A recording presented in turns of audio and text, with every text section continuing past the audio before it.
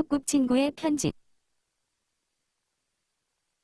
소꿉친구의 편집. 막 환자 검사가 끝날 무렵 전화벨이 울렸습니다. 근무 중에 거의 켜놓는 일이 없는데 이상하게 생각하며 전화를 받았습니다. 전화 속에서 들리는 반가운 목소리. 나 정욱이야. 다른 게 아니고 나 책 냈는데 출판 기념일에 오라고. 너무 반가웠습니다. 해냈구나. 드디어 그녀가.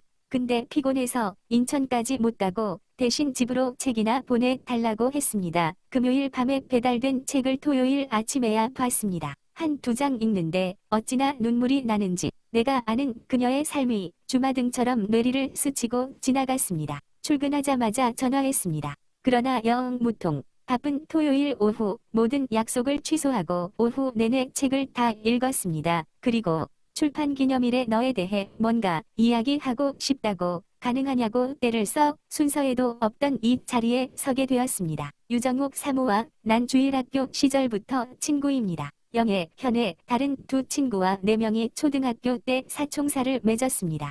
그리고 차디찬 교회 마루바닥에 방석 깔고 엎드려 기도를 하곤 했습니다. 기도의 제목도 이유도 생각나지 않지만 지금까지도 똑똑히 기억나는 것은 바로 내 옆에서 열심히 기도를 하는 유사모의 이상한 말소리, 말로만 듣던 바로 그 방언 기도였습니다. 그것도 초등학생이 우린 마귀가 시키는 거라는 둥 이상하고 신기하게 생각했습니다. 어려서부터 그녀는 신앙생활 면에서 우리와는 다른 모습을 보였습니다. 물론 그 뒤에는 늘 기도하시는 어머니가 계셨고 언니들도 있었습니다.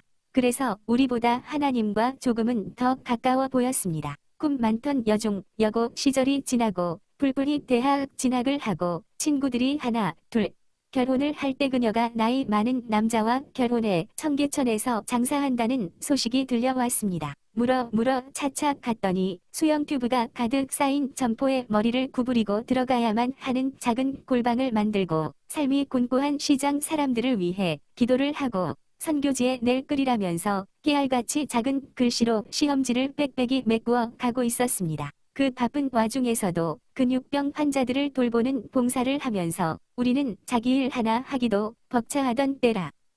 전 이런 많은 일을 하는 그녀가 도저히 믿기지 않았습니다. 그 후 그녀는 나이 많은 남편을 신학 대학생으로 만들고 드디어 그가 전도사가 되고 어느 날 시장 선교를 한다고 평화시장 앞 12층에 교회를 세웠다는 연락이 왔습니다. 그 작은 교회에 갔었습니다. 너무 어려워 보였습니다. 하지만 저도 그땐 경제적으로 힘든 때라 도와주지도 못했습니다. 마음만 안타까웠습니다. 나는 얼마 지나 힘든 근무로 목 디스크에 걸려 목욕병원에 입원했습니다. 꼼짝 못하고 누워있는 나에게 면회 오는 유일한 존재는 그녀뿐이었습니다. 의학적으로 전혀 맞지도 않는 이야기로 이렇게 하면 좋대 저렇게 하면 좋대 하면서 의사인 나에게 훈계를 하면서 간호했습니다. 이것이 그녀의 특징입니다. 남의 말은 안 듣는 어디서 들은 소린지 그 말이 옳다고 생각하면 마구 밀어붙이는 의사인 나도 포기하고 다소곳하게 만드는 외모하고는 전혀 맞지 않는 그 카리스마. 어쨌든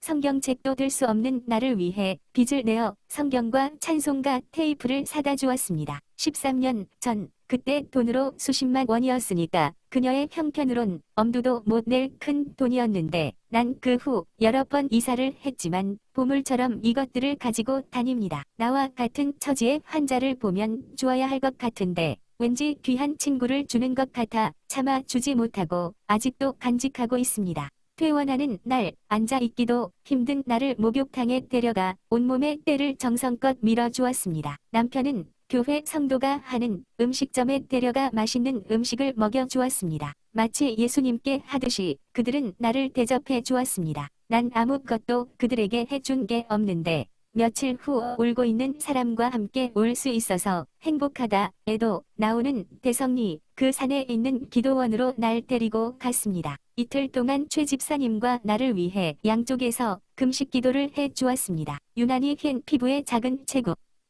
도대체 어디에 그런 큰 마음이 들어 있는지.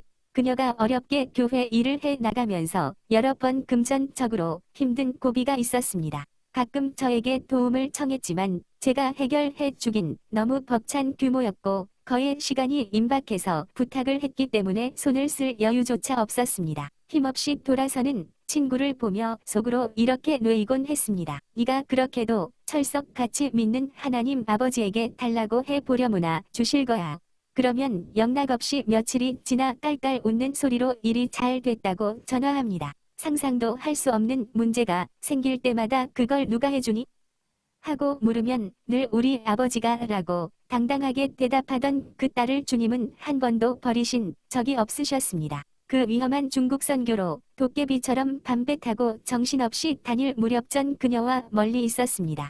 그녀의 세계에 내가 들어갈 수 있는 공간이 없었기 때문입니다. 늘 멀리서 하나님께 그녀를 위한 기도만 드릴 뿐이었습니다. 돈이 없어서 굶고 금식기도 때문에 굶고 먹기보다 굶는 것에 더 익숙해 있던 그녀. 늘 경제적인 어려움 속에서도 인간의 힘으로는 도저히 이룰 수 없는 천문학적인 숫자의 일들을 기적처럼 이루어내는 그녀. 그녀의 말을 듣고 있노라면 전부 다 거짓말 같은 전혀 믿기지 않는 일들. 너무 커서 선뜻 가까이 하기엔 너무 껄끄러운 그녀. 하지만 무엇 때문에 내가 제일 힘들 때 너를 가장 먼저 찾게 되는 걸까? 2달 전 갑자기 복부 통증이 있어 초음파를 해보니 슬개에 커다란 돌이 2개가 있었습니다. 갑자기 수술을 받게 되었습니다. 오랜만에 갖는 휴식 시간이라 조용히 병실에서 성경이나 읽어야지 생각하고는 아무에게도 연락하지 않고 혼자 있었습니다. 그런데 수술 시간이 가까워 오니 왜 그녀가 생각나는지 내가 내 곁에 있어주면 좋겠다. 전화했더니 하루 종일 안 받더군요.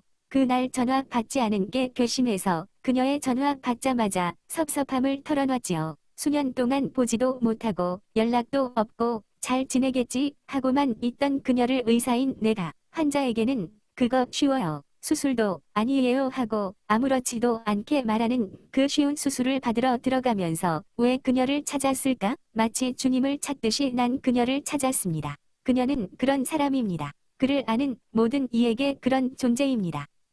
가장 힘들 때 가장 먼저 생각나는 여자. 기도를 통해 편안함을 주는 여자. 남을 위해 자기의 모든 것을 주는 여자. 자기보다 더 많은 것을 가진 자에게도 아무것도 가진 게 없는 그녀가 뭔가 주어야만 직성이 풀리는 여자. 그것도 모자라 이제 그녀는 또다시 그를 통해 나에게 가장 고귀한 선물을 주었습니다. 어떻게 사는 게 사람답게 사는 건지, 어떻게 사는 게 주님께서 원하시는 삶인지 늘 고민하고 방황하는 나에게 그 길을 가르쳐 주었습니다. 고맙습니다. 그녀에게 감사를 드립니다. 이 밤 맘껏 축하해주고 싶습니다. 장하다, 유정옥, 이영도 목사님 부모님들 그리고 그녀 옆에서 기도로 힘쓰며 물심양면 도와주시는 모든 분들께 친구로서 감사드립니다. 그리고 우리 주님께 감사드립니다. 2004년 9월 2일 정옥이의 출판 기념회를 기뻐하는 속곡 친구 한수님.